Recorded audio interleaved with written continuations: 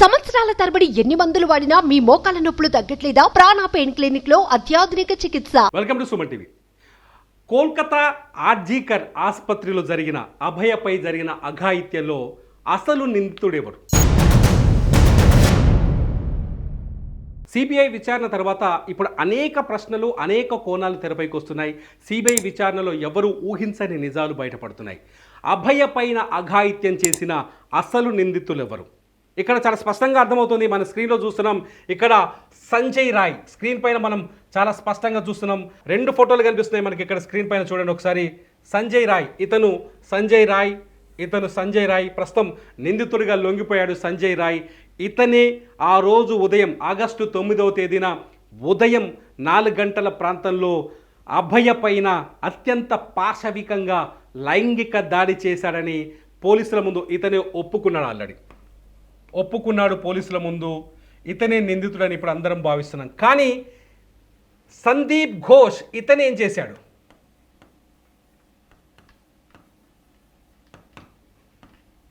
ఎవరి సందీప్ ఘోష్? సందీప్ కథంతా ఇప్పుడు సందీప్ ఘోష్ చుట్టూ తిరుగుతుంది. సందీప్ ఘోష్ చెస్ట్ ఆసుపత్రి ఏదైతే ఘటన జరిగిందో దానికి ప్రిన్సిపాల్ సందీప్ ఘోష్ పైన ఇప్పుడు అందరి దృష్టి మళ్ళింది. హత్య చేసింది నేనే అని చెప్పేసి చాలా స్పష్టంగా సంజయ్ రాయ్ ఒప్పుకుంటూ ఉంటే, సందీప్ ఘోష్ మాత్రం ఈ పోలీసుల దృష్టి, సిబిఐ దృష్టి, కోర్టుల దృష్టి మాత్రం సందీప్ ఘోష్ పైన మళ్ళుతుంది. ఎందుకు సందీప్ ఘోష్ పైన అందరి దృష్టి మళ్ళుతోంది? ఎందుకంటే ఒక హత్య జరిగినప్పుడు కానీ, ఒక నేరం చేసినప్పుడు కానీ నేరస్తుడు చాలా తెలివిగా ఆలోచిస్తాడు. అనేక నేరాల్లో చూసాం. ఇక్కడ కూడా అదే జరుగుతోంది. ఎవరైతే అభయ తల్లిదండ్రులు ఉన్నారో వాళ్ళు కూడా అదే ఆరోపిస్తున్నారు. చాలా స్పష్టంగా అర్థమవుతుంది ఇక్కడ. ఏంటి అంటే సంజయ్ రాయ్ చాలా ఈజీగా పోలీసులకు దొరికాడు. పాయింట్ నెంబర్ 1, దొరికిన వెంటనే ఆయన ఒప్పుకున్నాడు. నేనే ఆ అమ్మాయి పైన అఘాయిత్యం రేప్ చేశాను, ఆ తర్వాత హత్య చేశాను ఒప్పుకున్నాడు. కానీ సంజయ్ రాయ్ ఇంత బహిరంగ ఒప్పుకోక ముందుకు ఏం జరిగింది? అక్కడ పోలీసులు చాలా స్పష్టంగా ఒక విషయాన్ని కప్పిపుచ్చడానికి ప్రయత్నించారు. ఆ అభయది హత్య కాదు, రేప్ అండ్ మర్డర్ కాదు, ఆత్మహత్య అని చెప్పడానికి కల్కత్తా పోలీసులు తీవ్రంగా ప్రయత్నించారు. ఈ పాయింట్ని చాలా స్పష్టంగా గుర్తుపెట్టుకోవాలి. కల్కత్తా పోలీసులు అభయ తల్లిదండ్రులకు ఒక సమాచారం ఇచ్చారు. కాలేజీ యాజమాన్యం కూడా అదే సమాచారాన్ని ఇచ్చింది. ఏం చెప్పింది? హత్య కాదు, అభయది ఆత్మహత్య, ఆసుపత్రిలో సూసైడ్ చేసుకుంది అని చెప్పారు. వాళ్ళ ఆందోళనతో పరిగెత్తుకుంటూ ఆసుపత్రి దగ్గరికి వచ్చారు. ఉదయం 9:30కి ఈ విషయం వెలుగులోకి వచ్చింది. ఆగస్టు 9వ తేదీ ఉదయం 9:30కి ఈ విషయం వెలుగులోకి వచ్చింది. ఆగస్టు 9వ తేదీ తెల్లవారుజామున 4 గంటలకు ఈ దుర్ఘటన జరిగినట్టుగా కొంత ఇప్పటికున్న మెడికల్ ఎవిడెన్స్ ఆధారంగా రిపోర్ట్స్ బయటకు వచ్చాయి. పోస్టుమార్టం ఆధారంగా రిపోర్ట్స్ బయటకు వస్తున్నాయి. అయితే ఉదయం 9:30కు వాళ్ళ ఆసుపత్రి దగ్గరకు వస్తే 3 గంటల పాటు వాళ్ళని క్లాస్ రూమ్లోకి రానివ్వలేదు, ఇన్సిడెంట్ జరిగిన ప్లేస్లోకి రానివ్వలేదు. దాదాపు 3 గంటలు వెయిట్ చేయించారు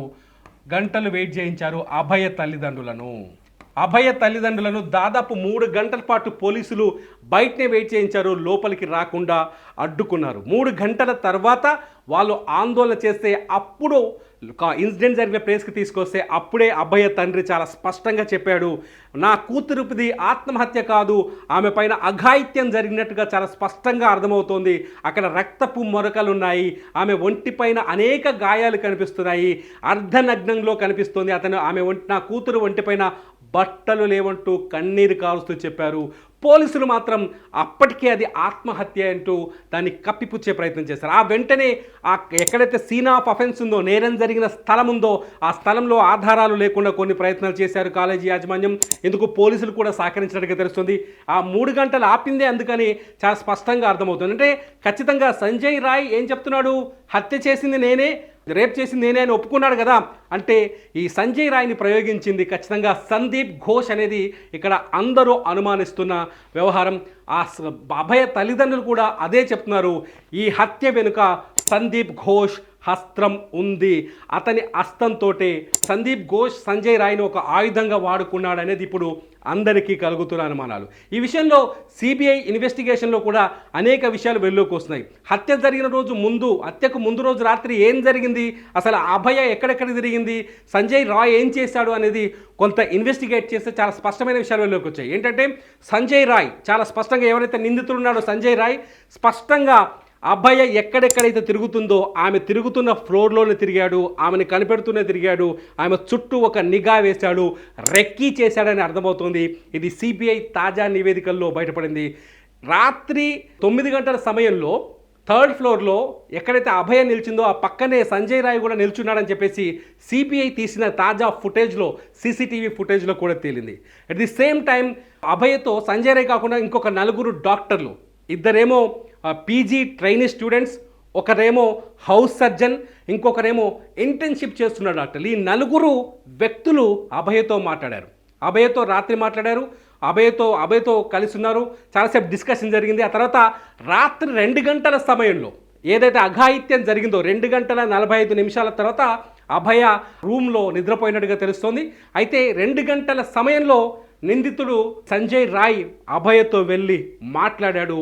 ఈ ఫుటేజ్ని కూడా సిబిఐ క్యాప్చర్ చేసింది. అట్ ది సేమ్ టైం ఈ 4 ఎవరైతే డాక్టర్లు ఉన్నారో ఆ నలుగురిలో 2 పీజీ ట్రైనీస్ ఎవరైతే ఉన్నారో వాళ్ళు అభయతో కలిసి మిడ్ నైట్ అంటే ఈ సంజయ్ రాయ్ ఆమెను కలవకు ముందే వెళ్ళి భోజనం కూడా చేశారు.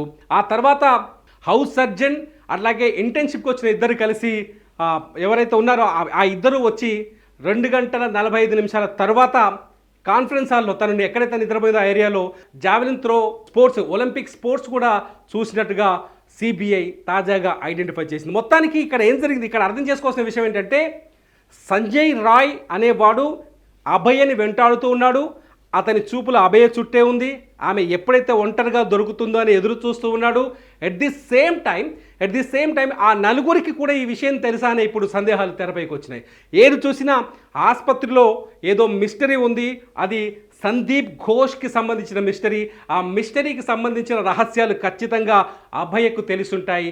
అభయను తుదముట్టిస్తే, అభయను అంతమొందిస్తే ఆ విషయాల్ని సమాధి చేయొచ్చు అనే ఉద్దేశంతో ఈ దాడి జరిగిందని అనుమానాలు తెరపైకి వస్తున్నాయి. సిబిఐ ఈ విషయాల్లో చాలా క్షుణ్ణంగా ముందుకు వెళ్తోంది. ఇప్పటికే సుప్రీంకోర్టు కోల్కతా పోలీసుల తీరుపైన ఆగ్రహం వ్యక్తం చేసింది. ఎక్కడైనా ఇన్సిడెంట్ జరిగిన తర్వాత ఆ ఇన్సిడెంట్ పైన పోస్ట్ మార్టం పూర్తయి బాధితురాలి పార్థివ దేహానికి అంత్యక్రియలు పూర్తయిన తర్వాత ఎఫ్ఐఆర్ నమోదు చేయడాన్ని తీవ్రంగా ఆక్షేపించింది సుప్రీంకోర్టు. అసలు ఏం జరిగిందనే విషయాలపైన సుమోటోగా కేసు నమోదు చేసి సిబిఐ ద్వారా రిపోర్టు నివేదికను తెప్పించుకుంటోంది. మొత్తంగా ఖచ్చితంగా ఆర్జీకర్ హాస్పిటల్లో జరుగుతున్న బాగోతాలను బయటపడకుండా ఉండేందుకే అభయని హత్య చేశారనే సందేహాలు ఇప్పుడు తెరపైకి వస్తున్నాయి. మొత్తంగా సందీప్ ఘోష్తో పాటు సంజయ్ రాయ్తో పాటు ఆ రోజు రాత్రి అభయతో మాట్లాడిన 2 పీజీ ట్రైనీస్, అట్లాగే హౌస్ సర్జన్, అట్లాగే ఇంటర్న్షిప్ కోసం వచ్చిన డాక్టర్, ఈ 6 ఇప్పుడు లై డిటెక్టర్ టెస్టులు చేస్తున్నారు. సిబిఐ ఈ 6 విచారించిన తర్వాత లై డిటెక్టర్ టెస్టులకు పురమాయించాలని కోర్టును కోరింది. దీంతో కోర్టు అనుమతి ఇవ్వడంతో వీళ్ళకి లై డిటెక్టర్ టెస్టులు చేయబోతున్నారు. లై డిటెక్టర్ టెస్టుల్లో ఏ నిజాలు వెలుగులోకి వస్తాయనేది ఇప్పుడు ఆసక్తికరంగా మారింది. ఈ కేసులో మొత్తంగా ఈ సందీప్ ఘోష్ అనే వ్యక్తి ఇప్పుడు కీలకంగా మారాడు.